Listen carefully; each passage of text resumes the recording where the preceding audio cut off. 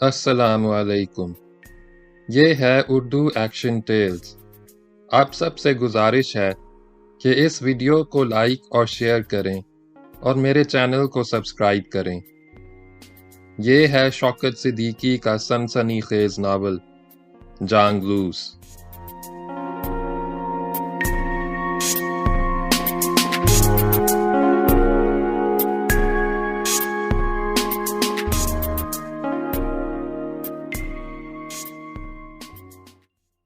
बाब नंबर 11 का दूसरा हिस्सा।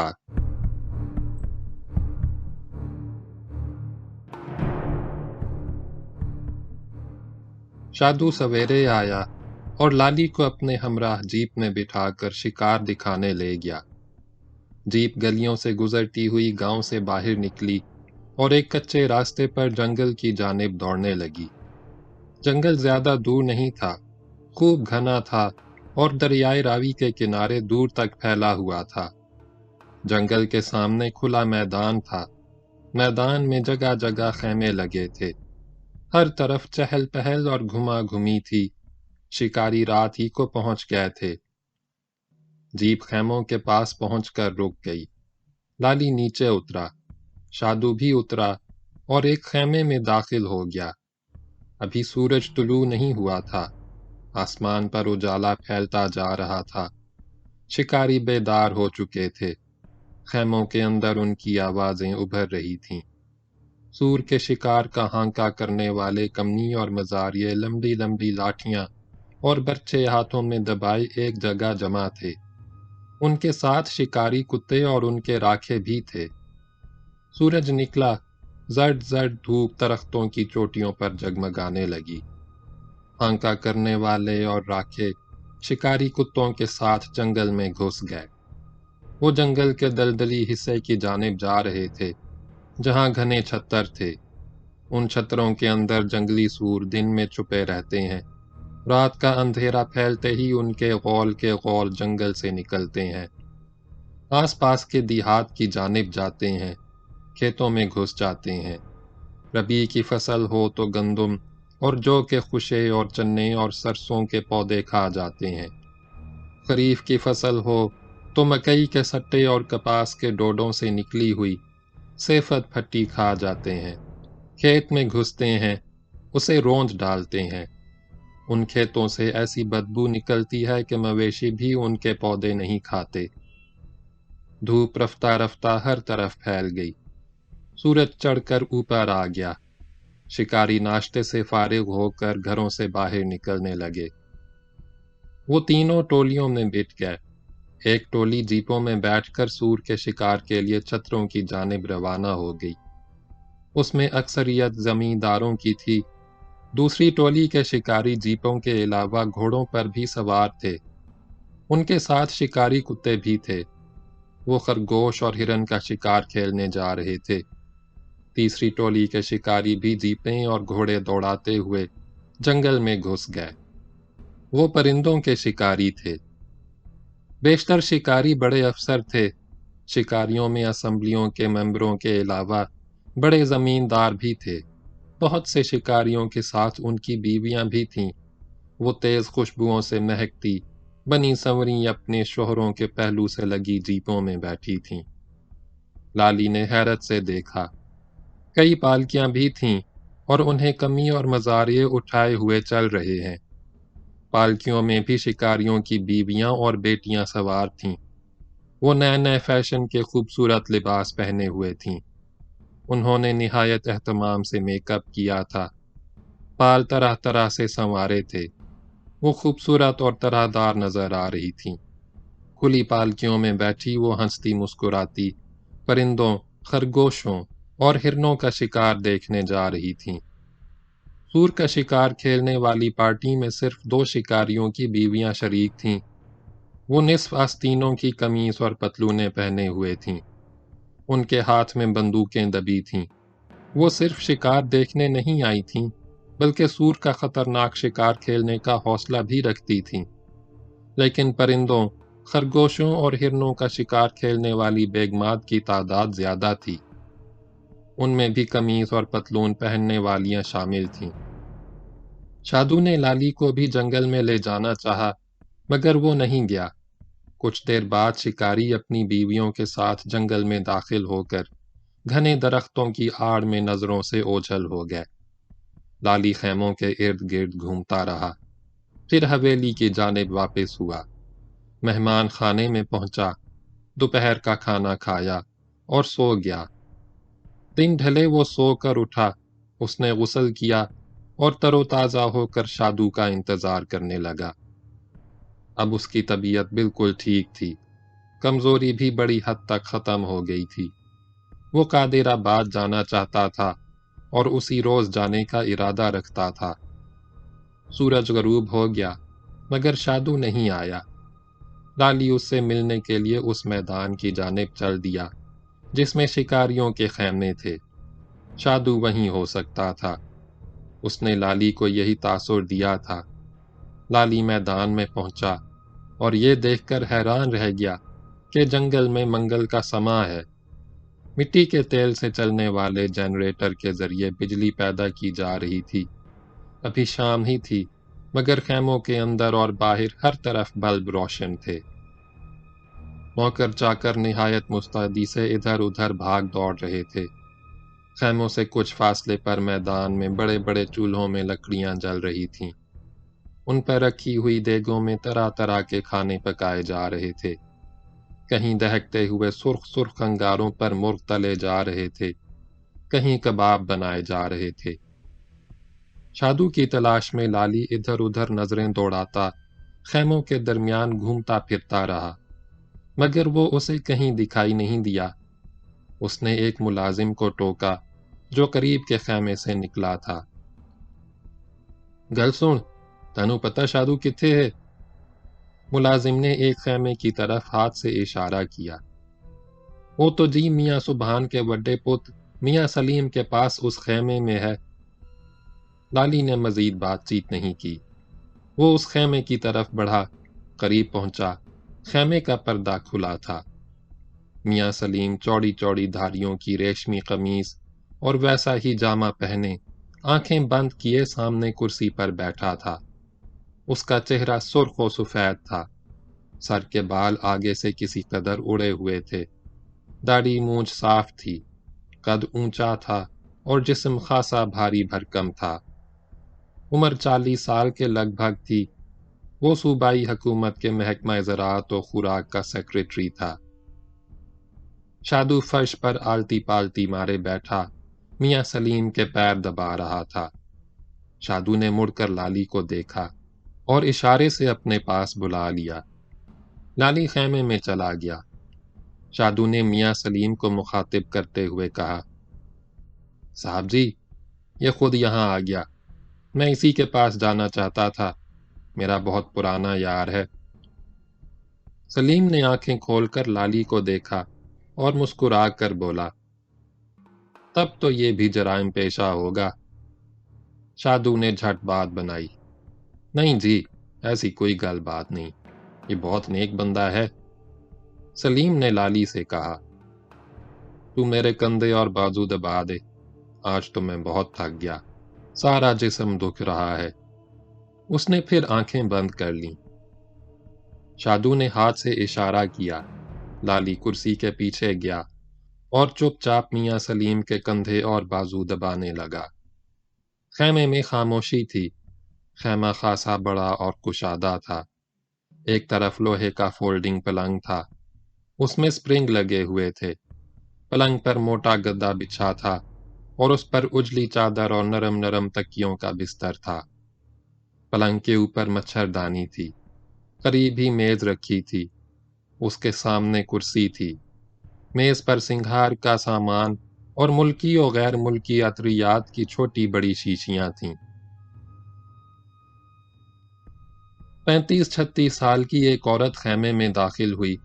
وہ سلیم کی بیوی تھی، سر و قامت گوری چٹی اور طرح دار۔ اس کا باپ مختوم نور علی شاہ گیلانی خانقاہ عالیہ کا گدی نشیں تھا۔ ملتان کے بڑے جاگیرداروں میں اس کا شمار ہوتا تھا۔ بڑے باپ کی بیٹی ہونے کے باعث اس کا ٹھسا بھی بہت زیادہ تھا۔ आहट सुनकर सलीम ने आंखें खोल दीं। बीवी को मुस्कुरा कर देखा और नरम लहजे में गोया, फरखंदा, तुमने अभी गुस्ल नहीं किया? वो चिल्ला कर बोली, मैं बराबर के टैंकी से होकर आ रही हूँ। नहाने का पानी बहुत गर्म है। पता नहीं इस मौसम में इतना गर्म पानी टब में भरने की क्या जरूरत थी। मगर यहाँ तो ऐसी गर्मी नहीं है डार्लिंग। वैसे गर्म पानी से नहाने के बाद सारी थकन दूर हो जाती है। आज तुमने भाग दौड़ भी बहुत की है, थक गई होगी। थकन तो बहुत मालूम होती है, मगर मैं गुस्ल अभी नहीं करूंगी। वो मेज के सामने जाकर कुर्सी पर बैठ गई। मैं दाई का इंतजार कर रही हूं, वो अब तक आई क्यों नहीं? उसे अब तक आ जाना चाहिए था, आती ही होगी। मियां सलीम ने कयास आराई की। फरखंदा ने कुछ नहीं कहा। कंघा उठाकर अपने बाल संवारने लगी। उसके बाल गर्दन तक तरशे हुए थे, उन पर खाक के जर्रात चमक रहे थे। सलीम ने आंखें बंद कर लीं। लाली उसके कंधे और बाजू दबाता रहा और शादू सामने फर्श पर बैठा उंगलियों से उसकी पिंडलियों का मसाज करता रहा। फरखंदा बालों में कंघा फेरती रही और आईने में अपना चेहरा मुख्तलिफ जावियों से देखती रही।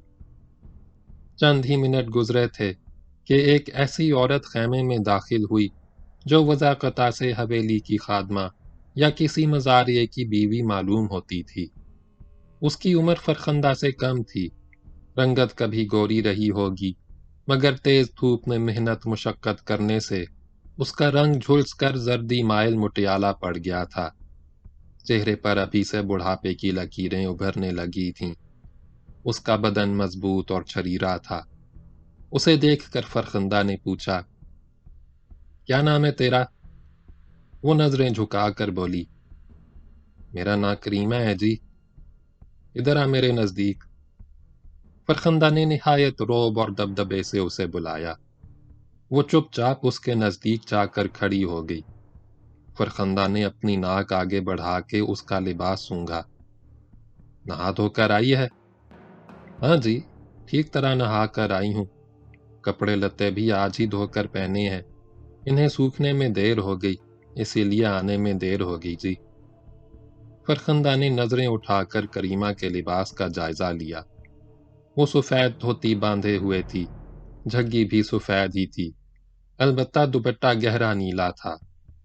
फरखंदा मुंह बिगाड़ कर बोली, पता नहीं कैसे नहाई थी, अभी तक पसीने की सड़ी हुई बू निकल रही है। फरखंदा ने मेज पर से संदल के इतर की शीशी उठाई और करीमा की जानिब मुड़ी।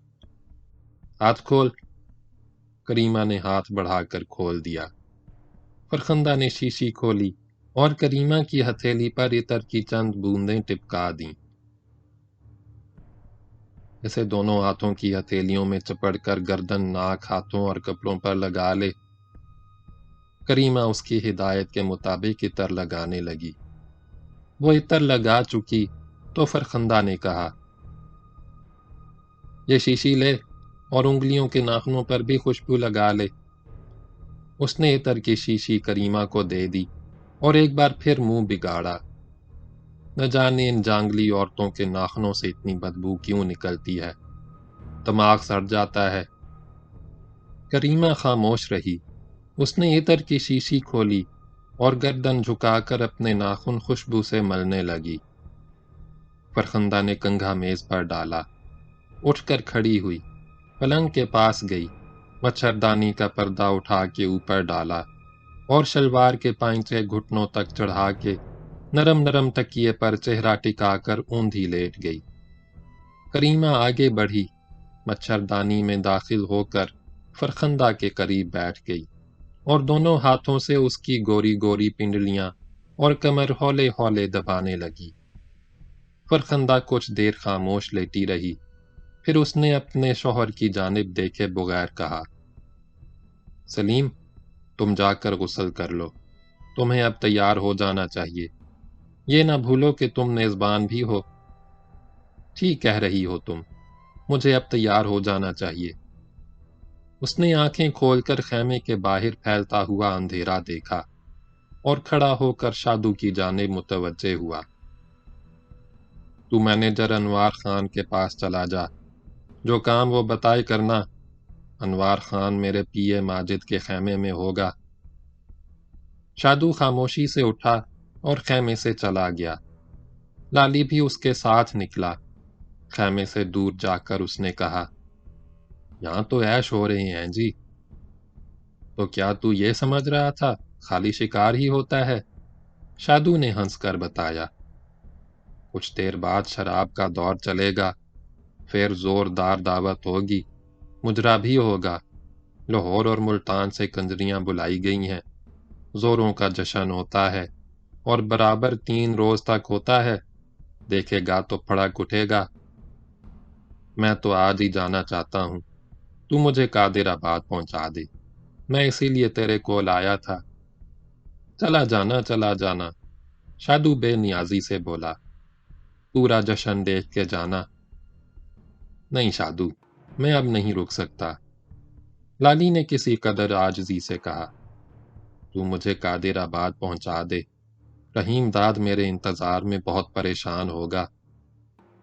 شادو آمادہ نہیں ہوا۔ آج رات تو میرا جانا بہت مشکل ہوگا۔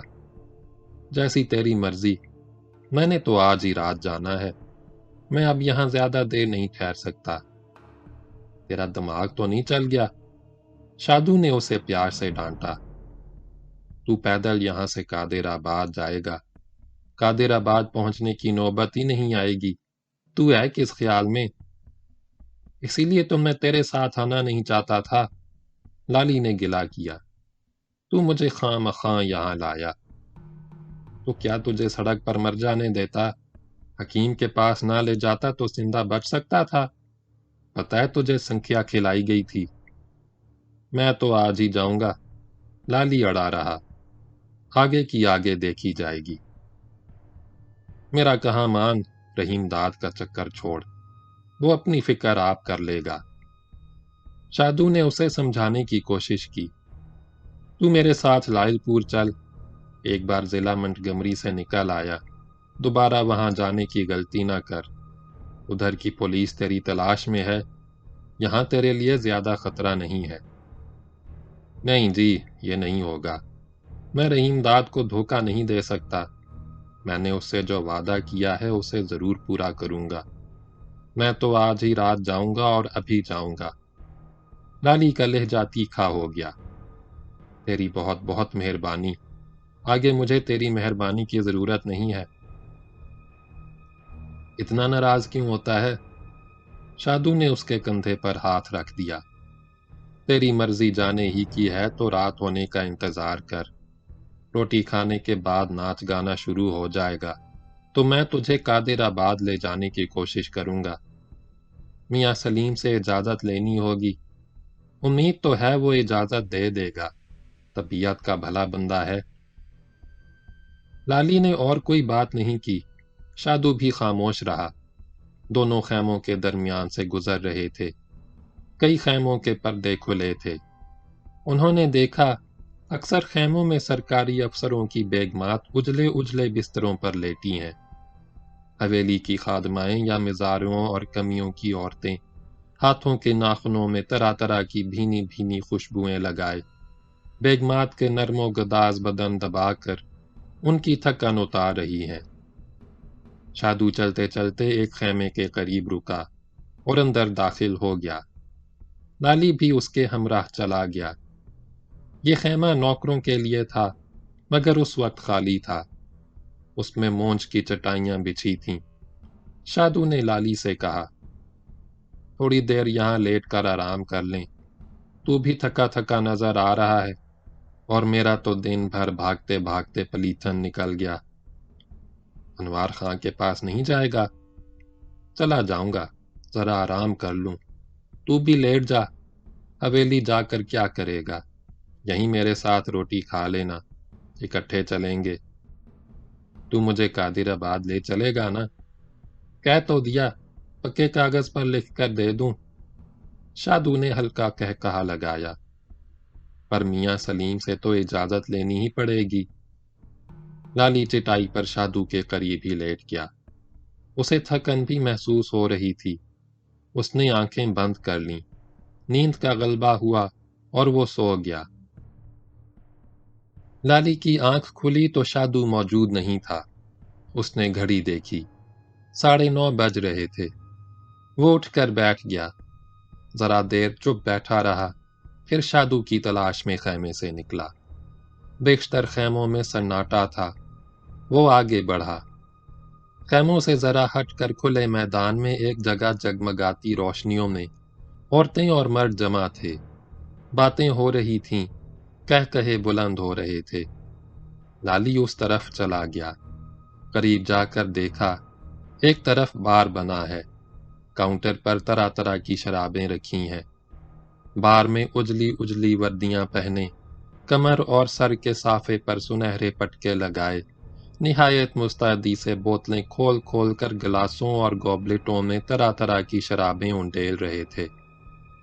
शीशे के बड़े बड़े प्यालों में बर्फ के टुकड़े भर रहे थे। जगों में पानी या सोडा डाल रहे थे। काउंटर खासा लंबा था।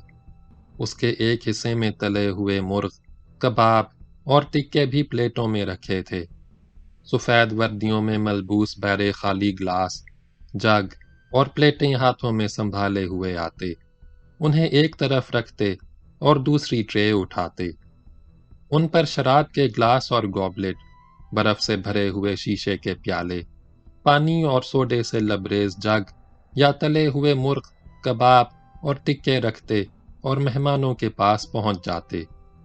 ये कॉकटेल पार्टी थी। मेहमान हाथों में ग्लास संभाले घूंट घूंट शराब पी रहे थे, बेतकान बातें कर रहे थे, हंस रहे थे। लाली एक तरफ खड़ा हो गया। कुछ देर बाद शादू काउंटर के पास आया। लाली लपक कर उसके नजदीक पहुंचा। आहिस्ता से पूछा, तू चुपके से उठकर किथे टुर गया था? मैं 2-2.5 घंटे सोकर इधर आ गया। तू गहरी नींद सो रहा था, इसलिए तुझे जगाया नहीं। वो एक बूढ़े बारमैन से मुखातिब हुआ। चाचा, 2 पैग विस्की के मुझे भी बना दे। उसने लाली की तरफ इशारा किया। मेरा यार लाहौर से आया है, इसके साथ बैठकर शुगल कर लूंगा। बारमैन ने मुस्कुरा कर उसे देखा। बोतल खोलकर 2 ग्लासों में विस्की उंडेली, बर्फ के टुकड़े डाले और शादू से पूछा, पानी डालूं या सोडा? शादू ने हंसकर कहा, सोडा ही डाल दे चाचा। बारमैन ने बोतल खोलकर ग्लास में सोडा डाल दिया। शादू ने दोनों ग्लास उठाए और काउंटर के पीछे चला गया। लाली भी उसके साथ साथ चला।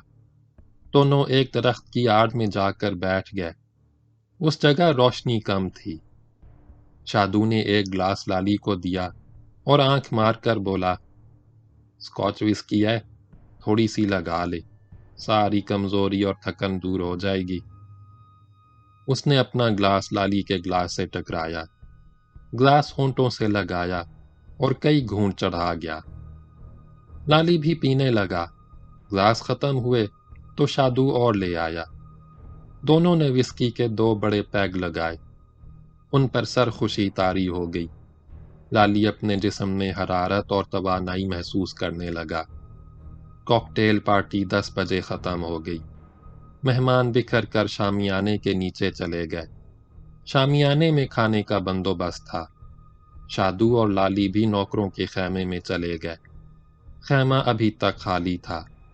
शादू खाना वहीं ले आया। दोनों ने खाना खाया। खाने से फारिग होते ही शादू खड़ा हो गया। मैं मियाँ सलीम के पास जा रहा हूँ, उससे इजाज़त लेकर थोड़ी देर में आ जाऊंगा। शादू चला गया।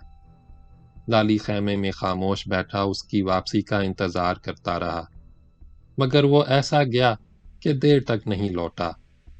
लाली बेचैन होकर खैमे से निकला और शामियाने की जानिब गया, मगर अब वहां सन्नाटा था। मैदान के एक गोशे में एक और बड़ा शामियाना था। उसके चारों तरफ कनातें लगी थीं। शामियाने में तेज रोशनी थी। अंदर से नाच गाने की आवाजें उभर रही थीं। لالی کو اندازہ ہو گیا تھا کہ مجرا شروع ہو چکا ہے، شادو بھی وہیں ہو سکتا ہے۔ لالی اسی طرف چل دیا۔ وہ کچھ ہی دور گیا تھا کہ قریب کے خیمے سے ایک شخص نکلا۔ لالی نے پہلی ہی نظر میں پہچان لیا۔ وہ ہمدانی تھا۔ ہمدانی نے بھی لالی کو پہچان لیا۔ وہ اسے دیکھتے ہی ٹھٹکا، مسکرا کر بے تکلفی سے بولا، یار تو یہاں بھی آ گیا، مگر یہاں پہنچا کیسے؟ اس کے انداز میں بے تکلفی کے ساتھ حیرت بھی تھی۔ لالی نے نظریں جھکا کر کہا، بس جی پہنچ ہی گیا۔ یار تو ہے بہت تیز، اس رات ایس پی کے پھندے سے صاف بچ نکلا، ہمدانی نے کہا لگایا۔ اس نے تجھے گرفتار کرنے کا پورا بندوبست کر لیا تھا، تو فرار کس راستے سے ہوا؟ وہ ایسا ہوا جی، نہر میں پانی زوروں سے بہہ رہا تھا، میں نہر میں اترا تو پانی کے تیز بہاؤ نے پیر اکھڑا اور میں دور تک بہتا چلا گیا۔ اندر خیمے میں آ جا، ہمدانی نے اپنے خیمے میں داخل ہوتے ہوئے کہا۔ لالی اس کے پیچھے پیچھے چلا گیا۔ ہمدانی کرسی پر بیٹھ گیا۔ لالی اس کے سامنے مؤدب ہو کر کھڑا ہو گیا۔ ذرا دیر خاموشی رہی، پھر ہمدانی کی آواز ابھری، یہیں لائل پور میں روپوش ہے یا کہیں اور جانے کا ارادہ ہے؟ صاحب، آپ سے کیا چھپانا؟ لالی نے صاف گوئی سے کام لیا۔ میں نے رحیم داد سے ملنے قادر آباد جانا ہے، ابھی تک تو اس کے پاس نہیں پہنچ سکا، وہ میرا انتظار کر رہا ہوگا۔ وہاں جانا تو تیرے لیے خطرناک ہوگا۔ ایس پی مرزا کو مہر سلیمان خان کی کوٹھی کے چوکیدار سے اس رات اطلاع مل گئی تھی کہ تو قادر آباد جانے کا ارادہ رکھتا ہے۔ اس نے وہاں پولیس لگا کر نگرانی شروع کر دی ہے۔ صاحب، آپ نے پہلے بھی میری مدد کی ہے، لالی نے عاجزی سے کہا۔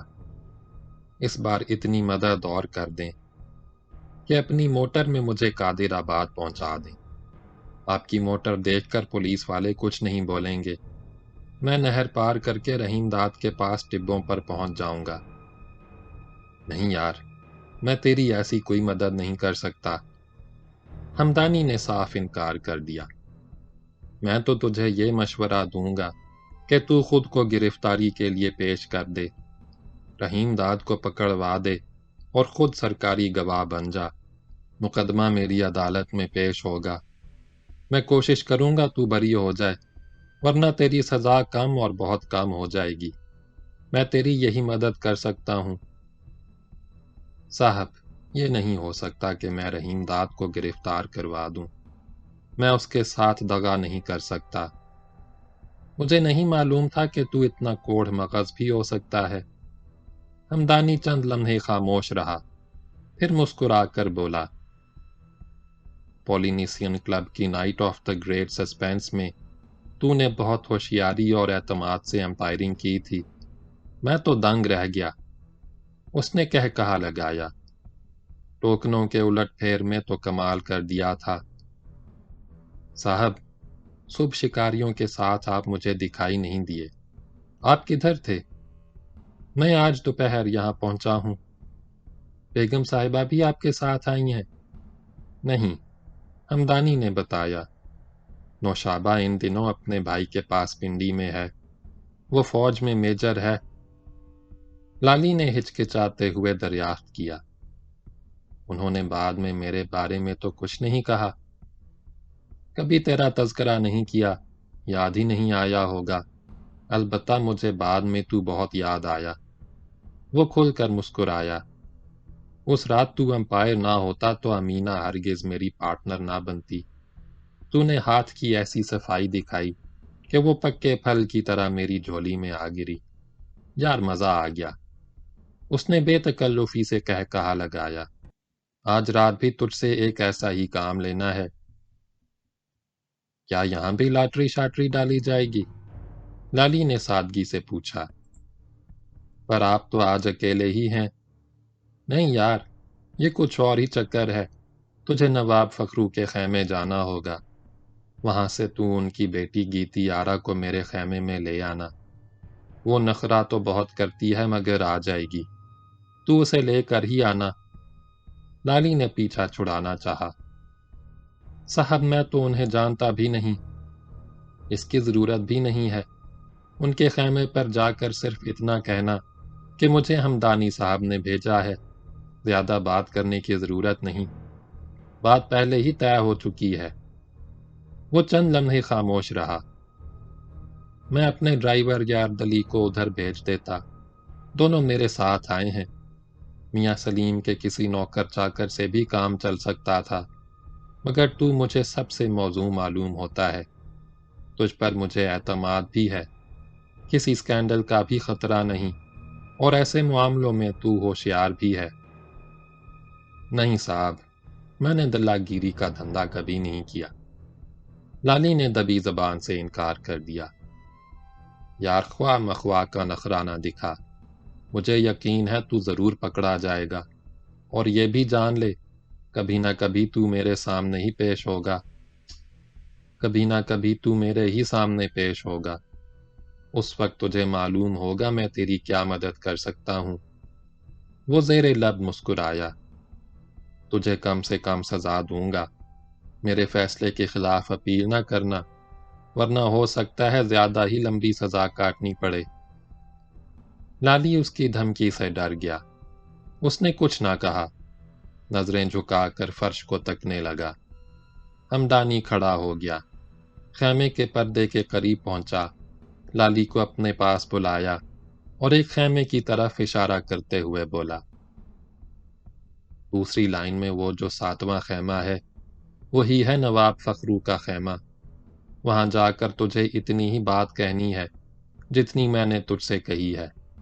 اب تو ادھر جا، میں تیرا انتظار کرتا ہوں۔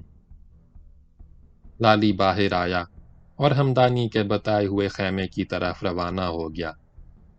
خیموں میں خاموشی چھائی تھی، دور شامیانے کے نیچے طبلے کی تھاپ اور گھنگروؤں کے چھناکے کے ساتھ رات کے سناٹے میں گانے کی آواز ابھر رہی تھی۔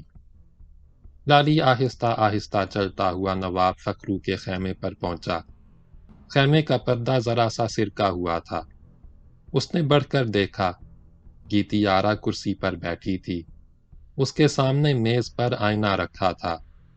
وہ آئینے میں اپنے چہرے کا عکس دیکھ رہی تھی، ہونٹوں پر لپسٹک کی ہلکی ہلکی تہ جما رہی تھی۔ اس کی روشن آنکھوں میں دمدالا کاجل تھا، چہرہ بیضوی تھا، رخسار گلابی تھے اور بلب کی تیز روشنی میں تمتما رہے تھے۔ بدن نرم اور گداز تھا، اس میں دائرے تھے، پیچ و خم تھے۔ وہ 23-24 سال کی خوبصورت لڑکی تھی، سنگھار کے بعد وہ اور زیادہ دلکش نظر آ رہی تھی۔ قریب ہی نواب فخرو بھی ایک کرسی پر بیٹھا تھا، اس کے بال کھچڑی ہو گئے تھے، رنگ کھلتا ہوا گندمی تھا، چہرے پر وقار اور دبدبا تھا جسے اس کی چڑی ہوئی مونچھوں نے اور باروب بنا دیا تھا۔ وہ دراز قد تھا اور گہرے سرمئی سوٹ میں معزز نظر آ رہا تھا۔ نواب فخرو سے ذرا ہٹ کر اس کی بیگم بستر پر پاؤں لٹکائے بیٹھی تھی۔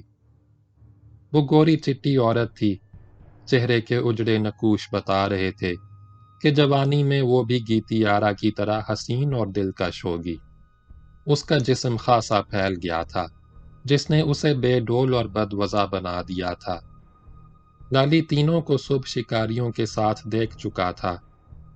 نواب فخرو بندوق سنبھالے جیپ میں بیٹھا تھا، بیٹی اور بیگم پالکی میں سوار تھیں۔ لالی ذرا دیر پردے کے قریب کھڑا رہا، پھر آہستہ سے کھنکارا۔ نواب فخرو نے اونچی آواز سے پوچھا، کون ہے؟ وہ اٹھ کر پردے کے پاس آ گیا۔ مجھے جی ہمدانی صاحب نے بھیجا ہے۔ اچھا اچھا، تم یہیں بیٹھو، تمہیں ذرا دیر انتظار کرنا پڑے گا۔ وہ واپس جا کر کرسی پر بیٹھ گیا۔ لالی بھی چپ چاپ خیمے کے پردے سے لگ کر فرش پر بیٹھ گیا۔ نواب فخرو نے اپنی بیگم سے کہا، ہمدانی صاحب کا ملازم آیا ہے۔ سن رہی ہوگی تیارہ؟ بیگم نے بیٹی کو مخاطب کیا۔ ہمدانی صاحب کا ملازم لینے آ گیا ہے تمہیں۔ گیتی آرا آئینے میں اپنا چہرہ دیکھتی رہی اور لپسٹک سے اپنے ہونٹوں کو سرخ گلاب کی پنکھڑیاں بناتی رہی۔ ماں نے چند لمحے بیٹی کے جواب کا انتظار کیا، پھر کسی قدر تیکھے لہجے میں بولی، میں نے کہا، گیتی آرا تم نے سنا نہیں؟ بیٹی میں کیا کہہ رہی ہوں؟ امی حضور میں کسی کے پاس نہیں جاؤں گی۔ گیتی آرا نے ماں کی جانب دیکھے بغیر بیزاری سے جواب دیا، میں اسی لیے یہاں نہیں آ رہی تھی۔ آپ اصرار کر کے زبردستی مجھے لے آئیں۔ اب یہ حکم صادر کیے جا رہے ہیں، اس سے مل لو، اس کے پاس جاؤ۔ واہ، یہ خوب رہی۔ میں نے کہا، سن رہے ہو نواب فخر الدولہ، تمہاری صاحبزادی کیا فرما رہی ہیں؟ بیگم نے شکایت کے انداز میں شوہر سے کہا، اب تم ہی اسے سمجھاؤ، میری تو یہ سنے گی نہیں۔ تم ہی مناؤ، تم ہی نے سر پر چڑھا کر اس کا دماغ خراب کیا ہے۔ سر پر تو ہم نے تمہیں بھی چڑھا رکھا ہے۔ بڑے آئے مجھے سر پر چڑھانے والے۔ بیگم تنک کر بولی، تمہارے سر پر تو دل آرام کا بھوت سوار تھا، اس موئی حرافہ کے ہوتے ہوئے تم مجھے کیسے سر پر چڑھاتے؟ تمہیں اتنا ہوش ہی کب تھا؟ مگر تمہاری تو ہم نے کبھی حق تلفی نہیں کی۔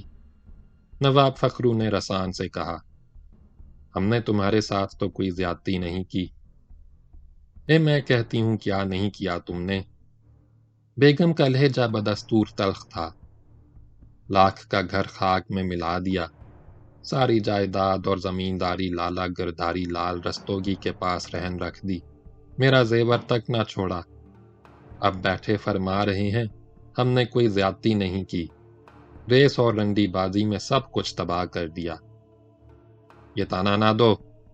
نواب فخرو کا لہجہ بھی تیز ہو گیا، یہ نہ بھولو کہ تمہیں بھی ہم بالا خانے سے اتار کر گھر میں بیگم بنا کر لائے تھے۔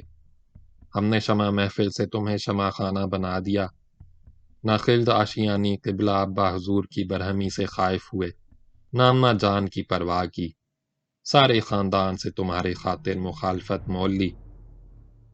میرا منہ نہ کھلواؤ، تمہاری نانی کون سی شریف زادی تھی، وہ بھی تو ذات کی ڈومنی تھیں۔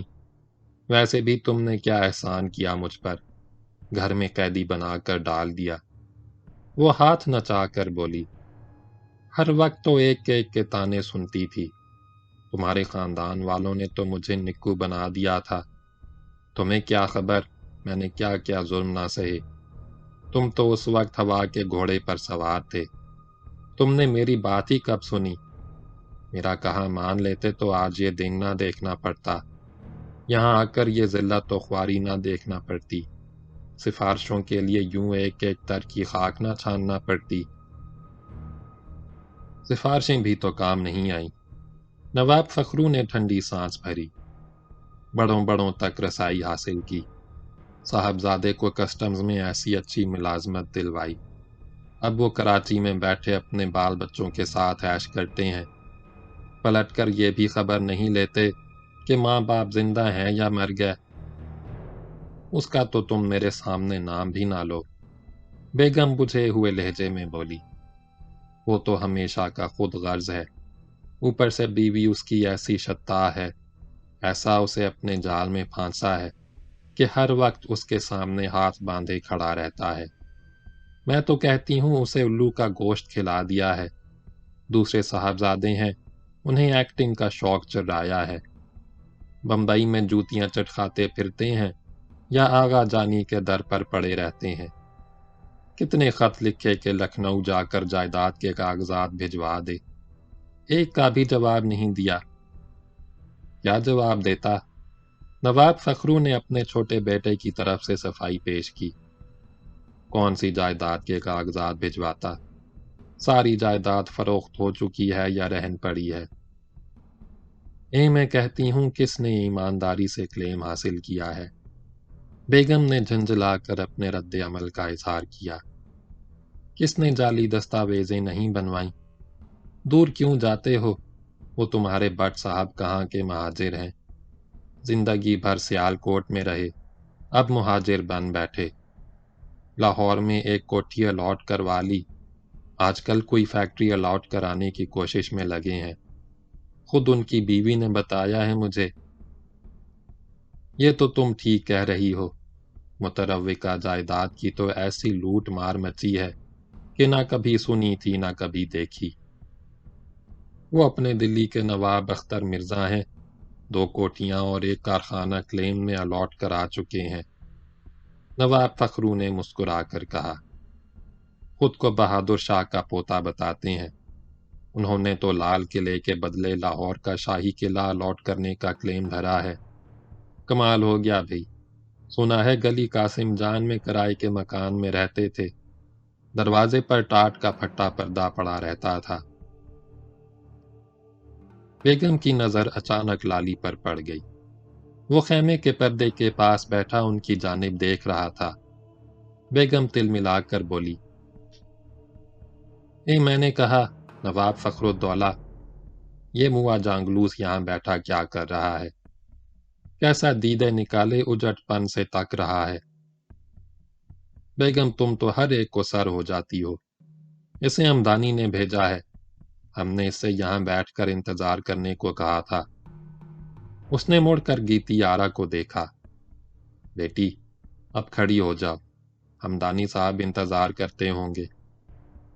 گیتی آرا نے باپ کی جانب دیکھے بغیر کہا، ابا حضور، آپ آخر مجھے کس کس کے پاس بھیجیں گے؟ آپ کے حکم پر میں محکمہ بحالیات کے کمشنر کے بنگلے پر چلی گئی، آپ کا اتنا بڑا کلیم منظور کرا دیا، تصدیق کے لیے کاغذات ہندوستان بھی نہیں بھیجے گئے، سب کچھ آپ کی مرضی کے مطابق ہوا۔ چیچا وطنی میں 250 ایکڑ زمین، عارف والا میں آئس فیکٹری اور لاہور میں رہنے کے لیے کوٹھی، آخر کس طرح آپ کے نام ہوئی؟ سب آپ کی مرضی کے مطابق ہی تو ہوا۔ ٹھیک کہہ رہی ہو تم، بیٹے تو دونوں ہی نکمے اور خود غرض نکلے۔ نواب فخرو نے نہایت نرم لہجے میں کہا، واللہ تم نے بیٹی ہو کر بیٹوں کا حق ادا کر دیا۔ نواب نے آہ سرد کھینچی، کیا کریں بیٹی، اللہ نے ہم پر وقت ہی ایسا ڈالا ہے، تم اتنی قربانی نہ دیتی تو فاقے کرتے کرتے مر جاتے۔ اس عمر میں مجھے کون ملازمت دیتا، تعلیم بھی میری صرف انٹرنس تک ہے۔ گیتی آرا خاموش رہی۔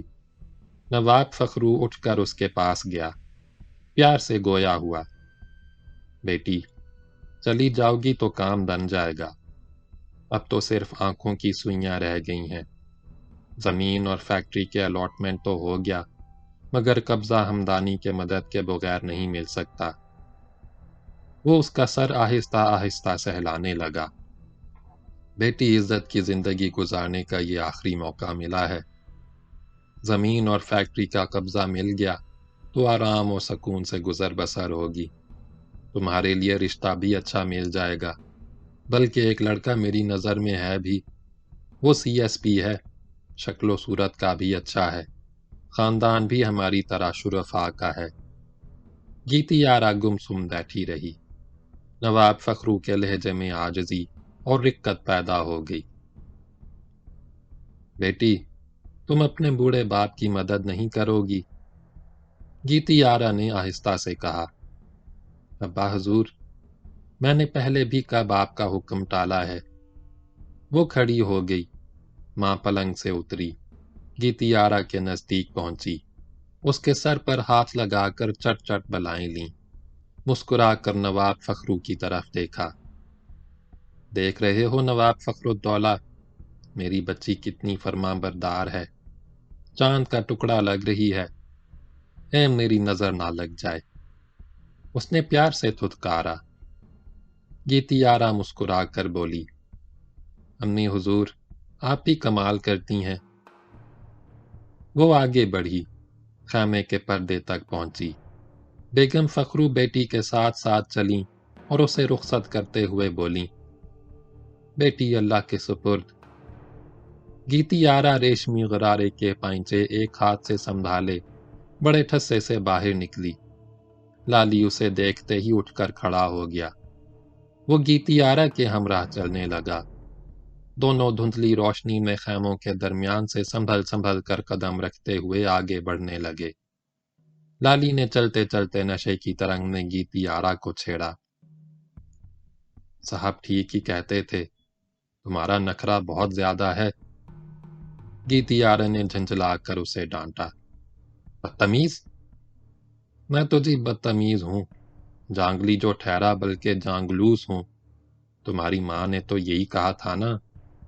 وہ ڈھٹائی سے بولا۔ پر تم تو اس وقت تمیز کا دھندا کرنے جا رہی ہو۔ اجٹ گنوار کہیں کا۔ وہ تل ملا کر بولی، ایسی باتیں کی تو میں نہیں جاؤں گی۔ نہ جاؤ، لالی مسکرا کر بے نیازی سے بولا، تم میرے لیے تو جا نہیں رہی ہو۔ وہ روٹھ کر کھڑی ہو گئی۔ مجھے مسٹر ہمدانی کا خیمہ بتا دو، میں خود چلی جاؤں گی۔ چلو چلو، خواہ مخواہ نخرا نہ دکھاؤ۔ اس نے ہاتھ اٹھا کر اشارہ کیا۔ وہ رہا صاحب کا خیمہ۔ گیتی آرا خاموش رہی۔ اس کے چہرے پر جھنجھلاہٹ تھی۔ وہ آگے بڑھی اور غرارے کے پائنچے سنبھالتی، آہستہ آہستہ قدم اٹھاتی، لالی کے ہمراہ چلتی رہی۔ ہمدانی کے خیمے پر پہنچ کر لالی نے گیتی آرا سے کہا، تم اندر جا کر عیش کرو، میں اب چلا۔ گیتی آرا نے اسے قہر آلود نظروں سے دیکھا اور پردہ اٹھا کر خیمے میں داخل ہو گئی۔ لالی مسکراتا ہوا آگے بڑھ گیا۔ اب اسے شادو کی تلاش تھی۔ وہ پھر اسی خیمے میں پہنچا جس میں شادو اسے چھوڑ گیا تھا۔ خیمے میں شادو چٹائی پر لیٹا ہوا جاگ رہا تھا۔ لالی کو دیکھتے ہی بولا، کدھر چلا گیا تھا؟ یہاں آ کر تجھے نہ پایا تو میں پریشان ہو گیا۔ ایک چکر میں پڑ گیا تھا، لالی مسکرا کر بولا۔ میاں سلیم نے تجھے جانے کی اجازت دے دی؟ اجازت تو دے دی، پر صبح تک واپس آنے کو بھی کہا ہے۔ تو پھر دیر کیوں کر رہا ہے؟ کھڑا ہو جا، گڈی کتھے ہے؟ شادو کھڑے ہوتے ہوئے بولا، باہر میدان میں ہے۔ دونوں خیمے سے نکلے۔ کار زیادہ فاصلے پر نہیں تھی۔ کار میں سوار ہونے سے پہلے لالی نے کھانا منگوایا۔ شادو دیچکی میں قورمہ بھر کر لے آیا۔ قورمے کے ساتھ 8 روٹیاں تھیں، تلے ہوئے مرغ تھے، کباب تھے اور پلاؤ بھی تھا۔ لالی نے صرف دیگچی میں بھرا ہوا قورمہ اور روٹیاں رکھ لیں، باقی کھانا واپس کر دیا۔ شادو نے لالی کو اپنے پاس بٹھایا، کار سٹارٹ کی اور حویلی پہنچا۔ لالی مہمان خانے میں گیا اور چادر میں لپٹی ہوئی رائفل لے آیا۔ کار میں بیٹھ کر لالی نے چادر کھولی، رائفل نکال کر پچھلی نشست پر رکھ دی، روٹیاں اور کھانے کی دیگچی چادر میں باندھ کر آگے رکھ لی۔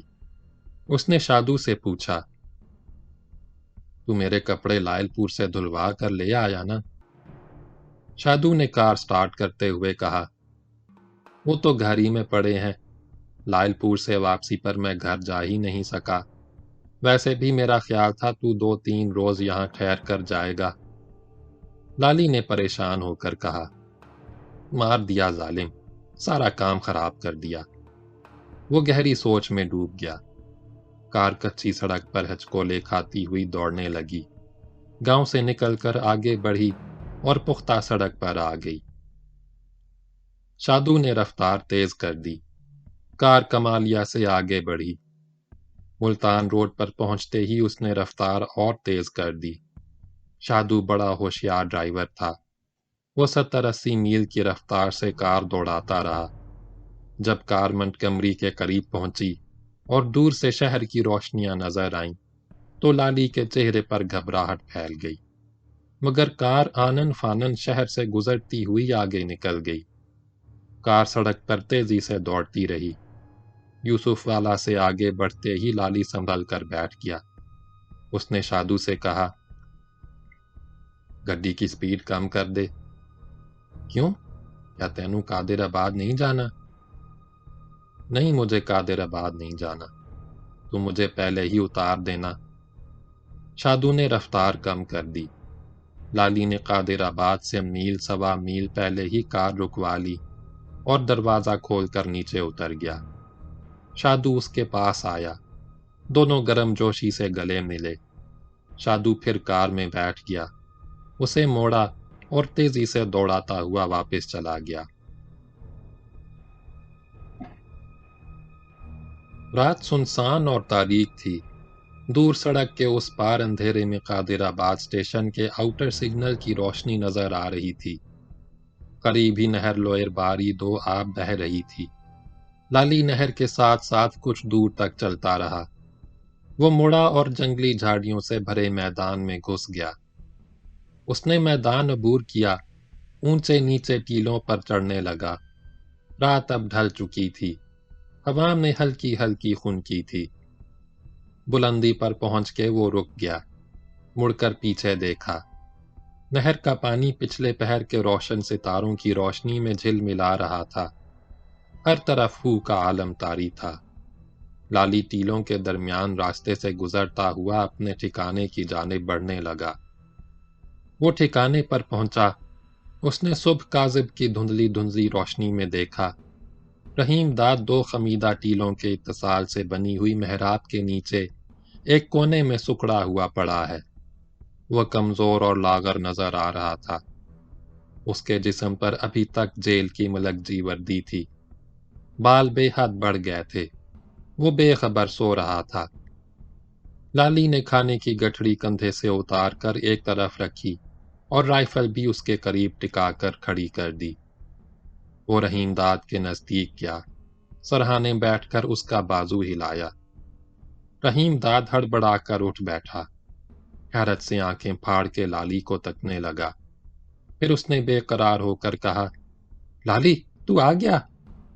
اس نے دونوں ہاتھ بڑھائے اور چمٹ گیا۔ لالی نے محسوس کیا کہ رحیم داد اس کے شانے پر سر رکھے آہستہ آہستہ رو رہا ہے۔ لالی نے اس کی پیٹھ محبت سے تھپکتے ہوئے پوچھا، تو رو رہا ہے رحیمے؟ رحیم داد نے کچھ نہیں کہا۔ گہرے سناٹے میں اس کی سسکیاں رک رک کر ابھر رہی تھیں۔ لالی چپ بیٹھا رہا۔ ذرا دیر بعد رحیم داد علیحدہ ہوا اور آنسو پونچھتے ہوئے بولا، میں تو سمجھا تھا اب تو لوٹ کر نہیں آئے گا۔ یہ کیسے ہو سکتا تھا؟ لالی نے اعتماد سے کہا، پکڑ لیا جاتا تب تو گل ہی اور تھی، ورنہ میرے واپس آنے کا سوال ہی پیدا نہیں ہوتا تھا۔ بھلا میں تجھے چھوڑ سکتا ہوں؟ اس نے کہا لگایا، تو میرا یار ہے، میرا جگر ہے۔ تو نے لوٹنے میں اتنی دیری کر دی، میں سمجھا مجھے چھوڑ کر کسی طرف نکل گیا یا پکڑا گیا۔ وہ لمحے بھر خاموش رہا۔ یہ بتا اتنے دنوں رہا کہاں؟ ایک چکر کے بعد دوسرے چکر میں پھنستا گیا۔ تجھے کیا کیا بتاؤں؟ پر میں جہاں بھی رہا، رب سوں تجھے ہر دم یاد کرتا رہا۔ کیا یاد کرتا رہا؟ رحیم داد نے شکوہ کیا، یہ نہ سوچا ادھر مجھ پر کیا بیتی۔ مجھے اس کا اندازہ تھا، پر کیا بتاؤں میں کیسے کیسے چکروں میں الجھا رہا۔ شادہ نے پھنسوا دیا ہوگا کسی چکر میں۔ رحیم داد نے منہ بگاڑ کر کہا، پتہ ہے وہ کتنی خطرناک ہے؟ اس کی گل نہ کر، تو اسے سمجھ ہی نہیں سکا۔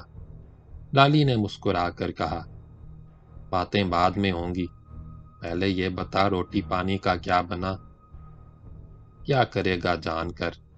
رحیم داد بیزاری سے بولا، آخر میں تو روٹیاں بالکل سوکھ گئی تھیں، پنیر اور شہد پہلے ہی مک گیا تھا۔ سوکھی روٹیاں پانی میں بھگو بھگو کر کھاتا رہا۔ کب تک ان سے کام چلا؟ پچھلے 2 روز سے نہ روٹی ملی ہے نہ پانی۔ رحیم داد نے بجھے ہوئے لہجے میں بتایا، ادھر ایک ٹبے کے پاس جنڈ کا پیڑ ہے، اس میں پھلیاں آ گئی ہیں، انہیں توڑ توڑ کر کھاتا رہا، پر اس سے پیاس نہیں جاتی۔ نہر سے پانی لے آتا۔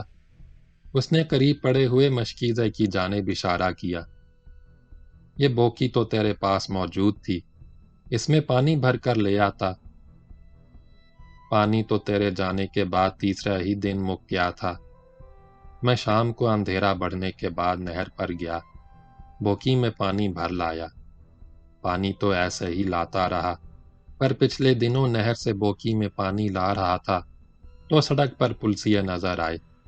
میں پریشان ہو گیا۔ دوسرے دن میں نے ٹبوں سے چھپ کر دیکھا، پولیس کی ایک ٹولی گشت کرتی دکھائی دی، ان کے پاس بندوقیں بھی تھیں۔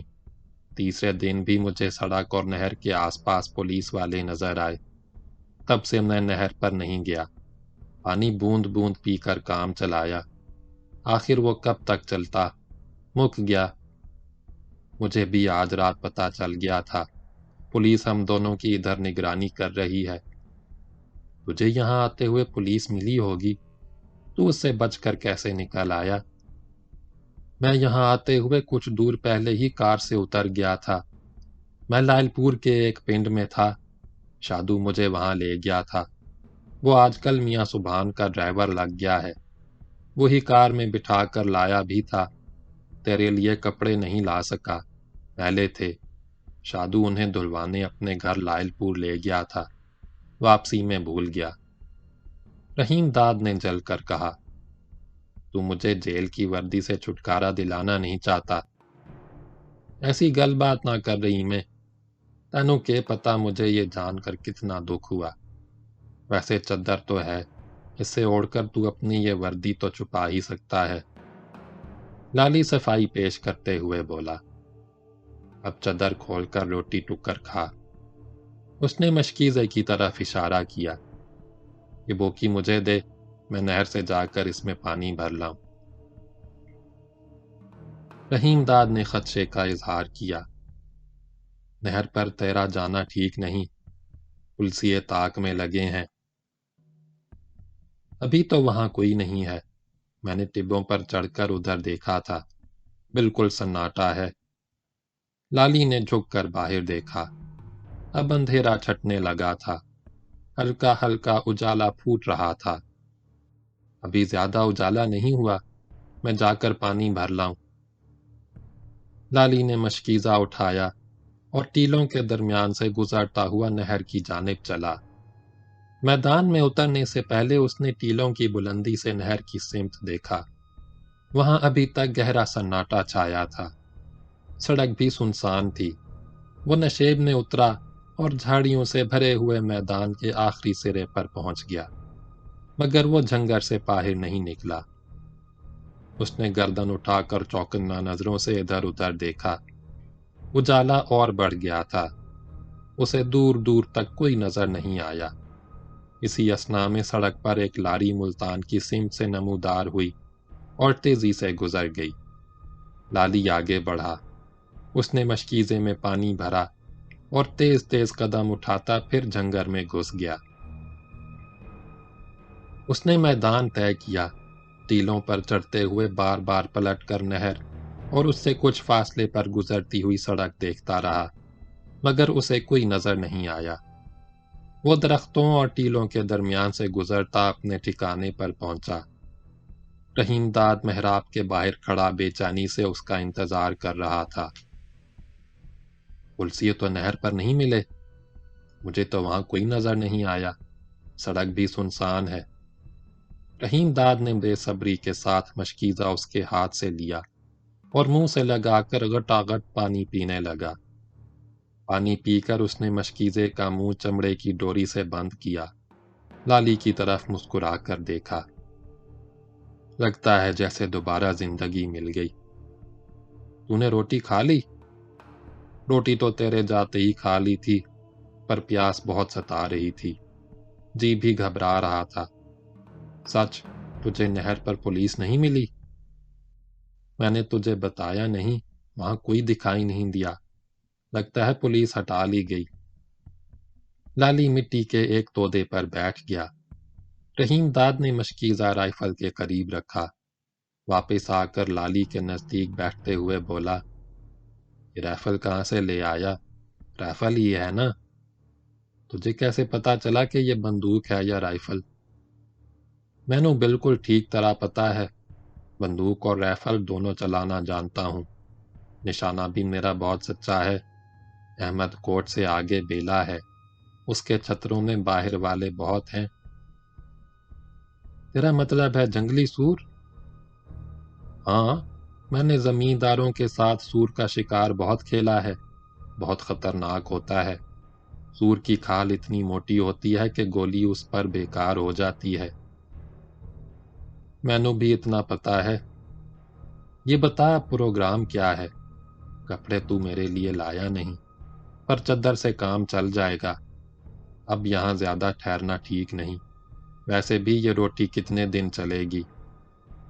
میرا بھی یہی ارادہ ہے، میں آج رات قادر آباد جاؤں گا، کوشش کروں گا تیرے لیے قمیص اور دھوتی لے آؤں۔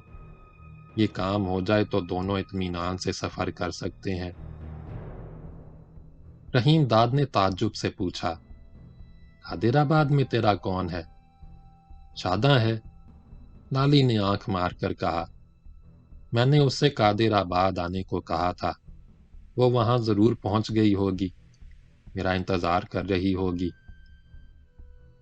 ادھر تیرا جانا ٹھیک نہیں ہے، پلسیے ہمارے پیچھے لگے ہیں، میں نے انہیں سڑک اور نہر پر گشت کرتے اپنی آنکھوں سے دیکھا ہے۔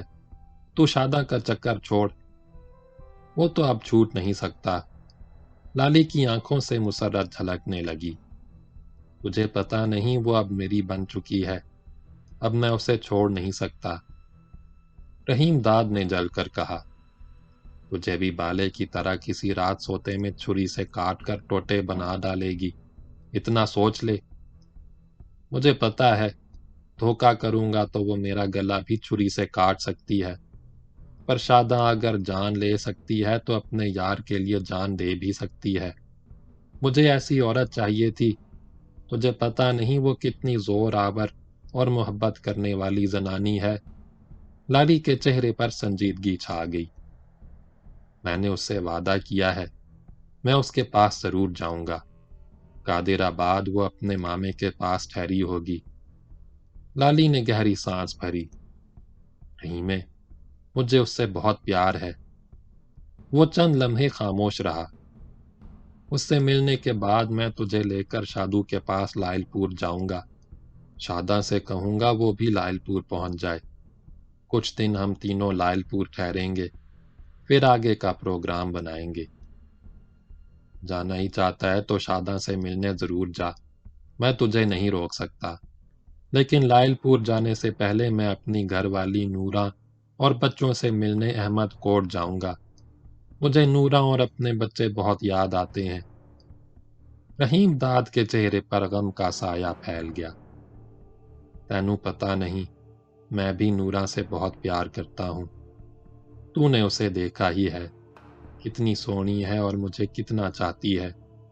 جیل میں جب ملنے آتی تھی پھوٹ پھوٹ کر روتی تھی، تو نے تو اپنی آنکھوں سے اسے روتے ہوئے دیکھا ہے۔ ٹھیک کہہ رہا ہے، پر یہ بات سمجھ نہیں آئی، اس نے 2 مہینے بعد اچانک تیرے پاس جیل آنا چھوڑ دیا تھا۔ بیمار پڑ گئی ہوگی اور میرے ہی دکھ میں بیمار پڑی ہوگی، ورنہ یہ ہو ہی نہیں سکتا وہ میرے پاس نہ آئے۔ بعد میں ضرور مجھے ملنے جیل گئی ہوگی۔ رحیم داد نے ٹھنڈی سانس بھری۔ لالی، مجھے نورا سے بہت پیار ہے، میں اسے اور اپنے تینوں بچوں سے ملنے احمد کوٹ ضرور جاؤں گا۔ نہ گیا تو نورا میرے لیے روتے روتے مر جائے گی۔ اور یہ سوچ لے، احمد کوٹ جاتے ہی پولیس تجھے گرفتار کر لے گی یا تیرا خون کر دیا جائے گا۔ لالی نے اسے خبردار کیا۔ میں تجھے یہ بتانا تو بھول ہی گیا، جھگڑے میں جو بندہ تیرے ہاتھوں زخمی ہو گیا تھا وہ پچھلے دنوں اسپتال میں مر گیا۔ تو سیف اللہ کی گل کر رہا ہے؟ رحیم داد نے پریشان ہو کر کہا۔ پر میں نے تو سنا تھا وہ بالکل چنگا ہو گیا تھا، اسپتال سے اسے چھٹی بھی مل گئی تھی۔ تو نے ٹھیک سنا تھا، پر اس کا زخم پوری طرح ٹھیک نہیں ہوا تھا۔ وہ دوبارہ اسپتال میں داخل ہوا اور اس کی موت ہو گئی۔ اب پولیس گرفتار کر کے تجھ پر قتل کا مقدمہ چلانا چاہتی ہے۔ پہلے تجھے دفعہ 307 میں سزا ہوئی تھی، اب 302 میں مقدمہ چلے گا۔ جب سے سیف اللہ مرا ہے، اس کے بھائی اور شریکے تجھے قتل کرنے کی طاق میں ہیں۔ سیف اللہ کا ایک شریکہ بھی آج کل وزیر لگا ہوا ہے، اسی کے حکم پر تو پولیس ہم دونوں کی تلاش میں اتنی بھاگ دوڑ کر رہی ہے۔ ہماری گرفتاری پر اسی لیے 2000 کا انعام بھی رکھا گیا ہے۔ رحیم داد گردن جھکا کر گہری سوچ میں ڈوب گیا۔ چند لمحے بعد اس نے بجھے ہوئے لہجے میں کہا، جھگڑا تو سیف اللہ ہی نے کھڑا کیا تھا۔ کھیتوں کی وٹ بندی پر شروع ہوا تھا، پھر اس نے میری کنال سے بھی زیادہ زمین دبا لی۔ میں نے اس کے خلاف مقدمہ کر دیا۔ 2 سال تک مقدمہ بازی چلی۔ میں عدالت سے مقدمہ جیت گیا تو سیف اللہ اور اس کے بھائیوں نے مجھ پر حملہ کر دیا۔ جمال الدین اور اللہ ویرائیو میرے ساتھ نہ ہوتے تو انہوں نے مجھے مار ہی دیا تھا۔ رحیمے، یہ باتیں تو مجھے جیل میں بھی سنا چکا ہے۔ میں تو تجھے یہ بتانا چاہتا ہوں، احمد کوٹ جانا تیرے لیے بہت خطرناک ہے۔ گھر والی اور بچوں سے تجھے ملنا ہی ہے تو پڑوس کے کسی پنڈ میں چلا جا اور چپکے سے انہیں وہاں بلا لے۔ یہ تو نے ٹھیک کہا۔ رحیم داد نے اس کی تجویز سے اتفاق کیا۔ تیری بات سمجھ آتی ہے، اس میں زیادہ خطرہ نہیں۔ نورا اور بچوں سے بھی مل لوں گا اور نورا سے کہوں گا بچوں کے ساتھ لائل پور آ جائے۔ انہیں لائل پور بلانا ٹھیک نہیں، یہ میں تجھے بعد میں بتاؤں گا انہیں کہاں بلایا جائے۔ لالی نے اسے مشورہ دیا۔ ایک گل اور سمجھ آتی ہے، تو اپنی گھر والی سے کہنا وہ سیف اللہ کے گھر جائے اور اس کی رانٹ کے سامنے اپنے دوپٹے کا پلو پھیلا کر کھڑی ہو جائے۔ جب قاتل کی گھر والی بہن یا دھی اس طرح پلو پھیلا کر داد فریاد کرتی ہے تو مقتول کے گھر والے خون معاف کر دیتے ہیں۔ یہ پرانی ریت ہے، اسے کوئی نہیں توڑ سکتا۔ نہیں جی، یہ نہیں ہو سکتا، رحیم داد نے ترش روئی سے کہا۔ میرے پاس تو اب صرف 12 کلہ زمین رہ گئی ہے، پر ہوں تو میں زمیندار۔ میری گھر والی اس طرح پلو پھیلا کر فریاد نہیں کر سکتی۔ میں آباد کار ہوں، قوم کا آرائیں، آباد کاروں میں ایسا نہیں ہوتا۔ تو جانگلی ہے نا، یہ جانگلیوں کی ریت ہے۔ تو پھر جو تیرا جی کرے کر، لالی نے تلخی سے کہا۔ میں کچھ نہیں کہتا۔ ناراض نہ ہو، رحیم داد نرم پڑ گیا۔ بات یہ ہے، آباد کاروں کی زنانیاں خون معاف کرانے کے لیے دہائی نہیں دیتی۔ یہ عزت آبرو کا سوال ہے۔ یہی تو آباد کاروں اور جانگلیوں میں فرق ہے۔ تو شاداں ہی کو دیکھ، گھر والے کو چھوڑ کر بالے کے ساتھ بھاگی، پھر اس کا خون کر دیا، اب اس نے تجھ سے یاری لگا لی۔ میری گھر والی ایسا کبھی نہیں کر سکتی، وہ مرتے دم تک میرے نام پر بیٹھی رہے گی۔ لالی نے کچھ نہیں کہا۔ رحیم داد بھی چپ رہا۔ اب صبح ہو چکی تھی، سورج طلوع ہو رہا تھا۔ دھوپ ٹیلوں کی چوٹیوں اور درختوں کی اونچی اونچی شاخوں پر جھلک رہی تھی۔ لالی نے منہ کھول کر جماہی لی اور کھڑا ہو کر آگے بڑھتے ہوئے بولا، مجھے اب نیند لگ رہی ہے۔ وہ محراب کے نیچے گیا اور فرش پر بچھے ہوئے نمدے پر لیٹ گیا۔ رات بھر کا جاگا ہوا تھا، تھوڑی ہی دیر بعد گہری نیند سو گیا۔ شام ہونے سے کچھ دیر قبل رحیم داد نے اسے جھنجھوڑ کر جگایا۔ لالی آنکھیں ملتا ہوا اٹھ کر بیٹھ گیا۔ اس نے دیکھا محراب کے نیچے روشنی دھندلی پڑ چکی ہے۔ دن ختم ہو رہا تھا، شام کی آمد تھی۔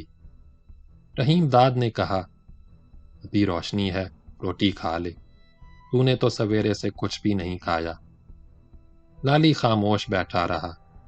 رحیم داد روٹیاں اور دیگچی اٹھا کر لے آیا۔ لالی نے دیگچی کا ڈھکنا ہٹا کر سونگھا، قورمہ سڑ گیا تھا، اندر سے کھٹی کھٹی بو اٹھ رہی تھی۔ اس نے دیگچی ایک طرف رکھتے ہوئے منہ بگاڑا۔ رحیمے، گوشت تو خراب ہو گیا، کھانے کا نہیں رہا۔ دونوں نے باسی روٹیاں کھائیں، مشکیزے سے پانی پیا اور محراب کے نیچے سے نکل کر باہر آ گئے۔ سورج اونچے اونچے ٹیلوں کے پیچھے غروب ہو چکا تھا۔ شام کا دھندلکا ہر طرف پھیلتا جا رہا تھا۔ لالی نے کہا، رحیمے، میں قادر آباد جا رہا ہوں۔ رحیم داد نے اسے روکنے کی کوشش کی۔ اندھیرا بڑھ جائے تب جانا، ابھی اجالا ہے۔ इस वक्त जाना ठीक नहीं। छेती चला जाऊंगा तो छेती लौट भी आऊंगा। अब यहाँ ठहरना ठीक नहीं है। आज ही रात हम दोनों यहाँ से निकल जाएंगे। मैं शादा से तेरे लिए कमीज, धोती और जूती ले आऊंगा। शादा अपने मामे ही के पास ठहरी होगी। उसने मुझे यही बताया था। जैसी तेरी मर्जी, सोच ले। मेरे अहमद कोर्ट जाने के बारे में तूने क्या सोचा?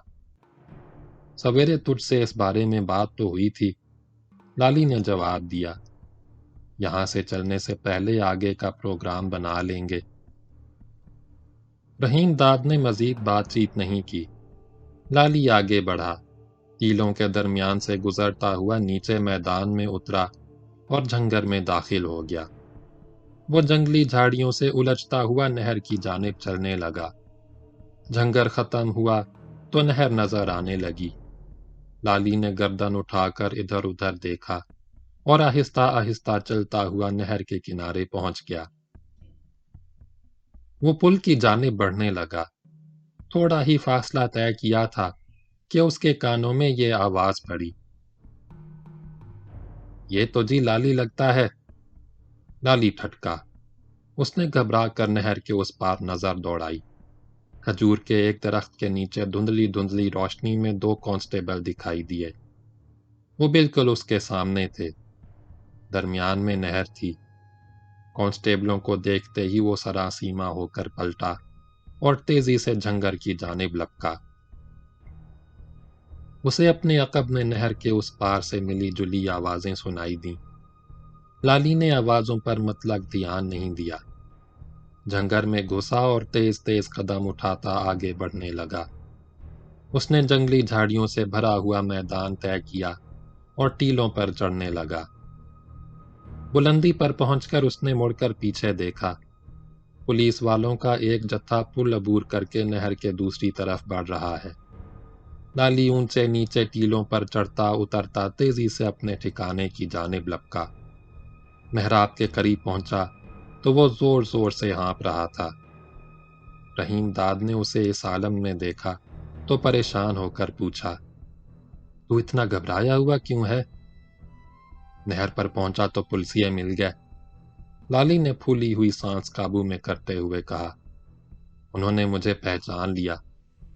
ये तो खतरनाक बात होगी। लाली ने कुछ नहीं कहा। तेजी से मेहराब के नीचे पहुंचा, राइफल उठाई, चेम्बर में कारतूस चढ़ाया और करीब के टीले पर चढ़ता हुआ बुलंदी पर पहुंच गया। वो चौकन्ना नजरों से सामने देखने लगा। यकायक पथरीले रास्तों पर भारी भारी बूटों की आहट उभरी और उसके साथ साथ गहरी खामोशी में मिली जुली इंसानी आवाजें भी सुनाई दीं। लाली ने घबरा कर उस तरफ नजर डाली। एक ऊंचे टीले के पीछे से पुलिस वाले निकले। सब मुसल्ला थे।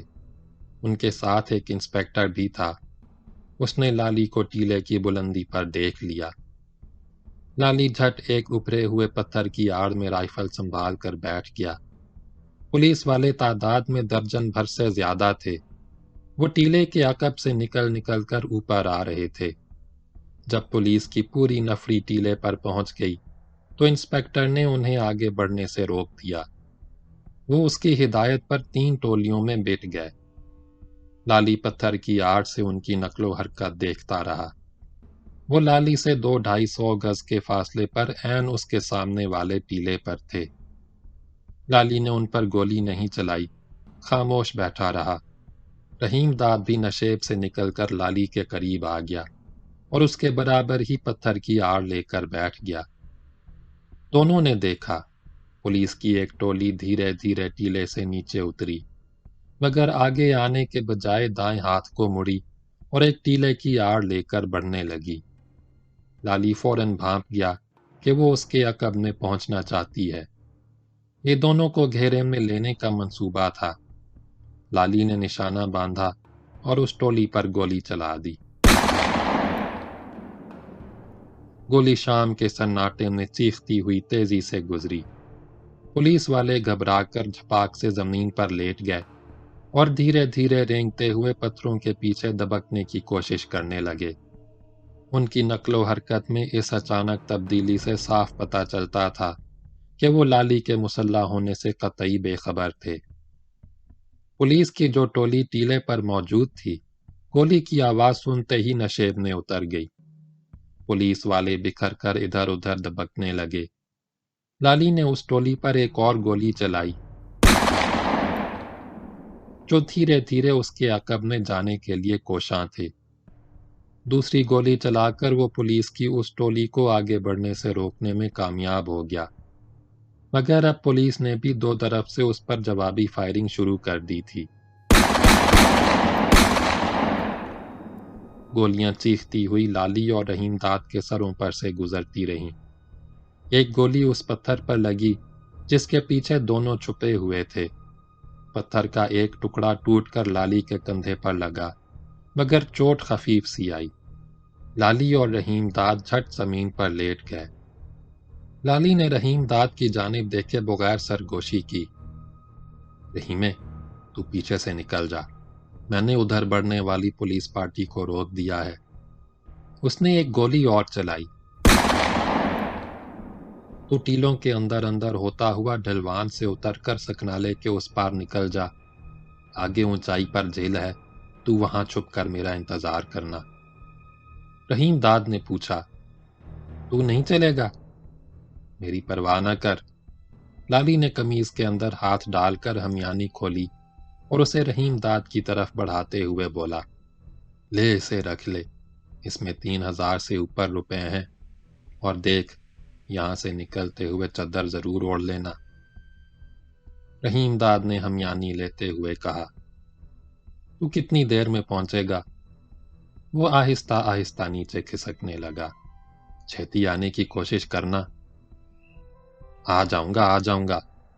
لالی نے اسے ڈانٹا۔ تو اب پھوٹ جا، چھیتی نال ٹر جا، ورنہ تیرا نکلنا مشکل ہو جائے گا۔ اس نے گولی چلائی۔ میگزین میں ابھی 6 کارتوس ہیں، میں ان سے پولیس کو روک کے رکھوں گا۔ تو فٹافٹ نکل جا، دیری نہ کر۔ رحیم داد کھسکتا ہوا نیچے اترا، محراب کے نیچے پہنچا، ہمیانی کمر سے باندھی، چادر اٹھا کر اوڑھی، باہر نکلا اور ٹیلوں کی آڑ میں دبا دبا پیچھے کی ڈھلان سے نیچے اترا۔ اندھیرے میں اونچے نیچے راستوں پر تیز تیز قدم اٹھاتا ہوا آگے اور آگے بڑھتا گیا۔ لالی ٹیلے پر پتھر کی آڑ میں مورچہ سنبھالے بیٹھا تھا۔ پولیس اس پر دو جانب سے اندھا دھند فائرنگ کرتی رہی۔ اب رات ہو چکی تھی، اندھیرا گہرا ہو گیا تھا۔ اسے پولیس والے دھندلے دھندلے سایوں کی مانند نظر آ رہے تھے۔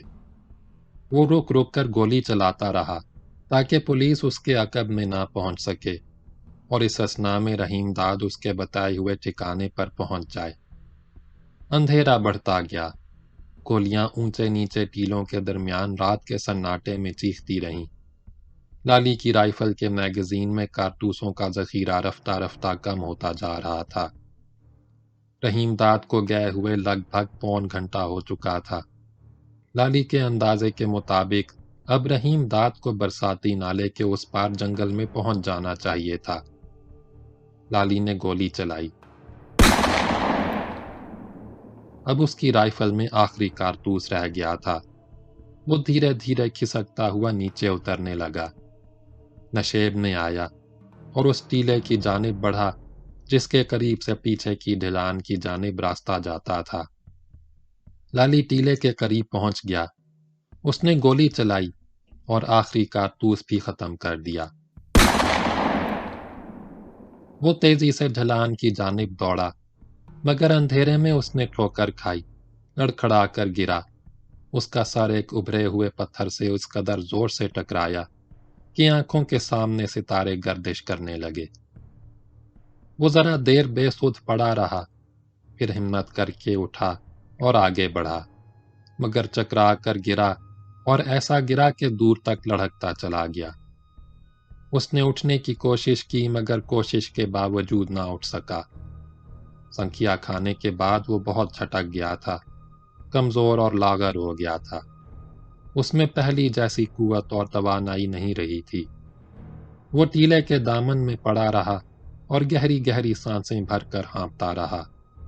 اب ٹیلوں پر بھاری بھاری بوٹوں کی آوازیں قریب آتی جا رہی تھیں۔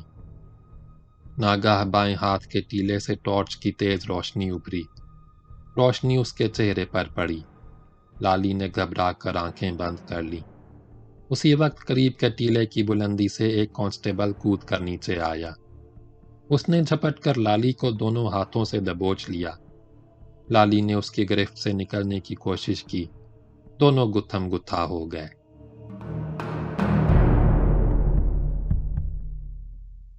باب نمبر 12 اگلی ویڈیو میں سنیں۔